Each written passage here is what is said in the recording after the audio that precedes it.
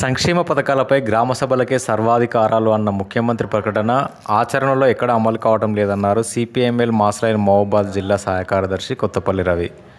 తొర్రూరు పట్టణంలో జరిగిన పార్టీ సమావేశంలో ఆయన మాట్లాడుతూ లబ్ధిదారుల ఎంపిక లేకుండానే గ్రామ సభల నిర్వహణ ఒక ప్రసహనంగా మారిందన్నారు.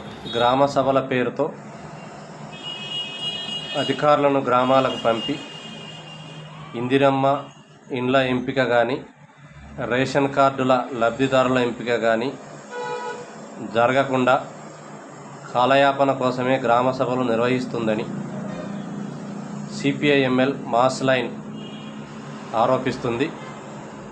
రాష్ట్ర ప్రభుత్వం ఎన్నికల ముందు ఇచ్చిన హామీల అమలులో చిత్తశుద్ధి నిరూపించుకోవటానికి గ్రామ సభలకే సర్వాధికారాలు అని ఇచ్చిన హామీని అమలు చేయాలని చెప్పి సిపిఐఎంఎల్ మాస్లైన్ డిమాండ్ చేస్తుంది.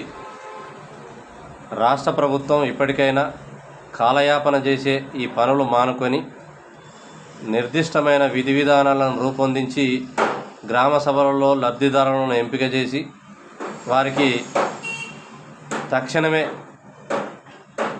పథకాలు అమలయ్యేటట్టుగా చేయాలని చెప్పి డిమాండ్ చేస్తున్నాం.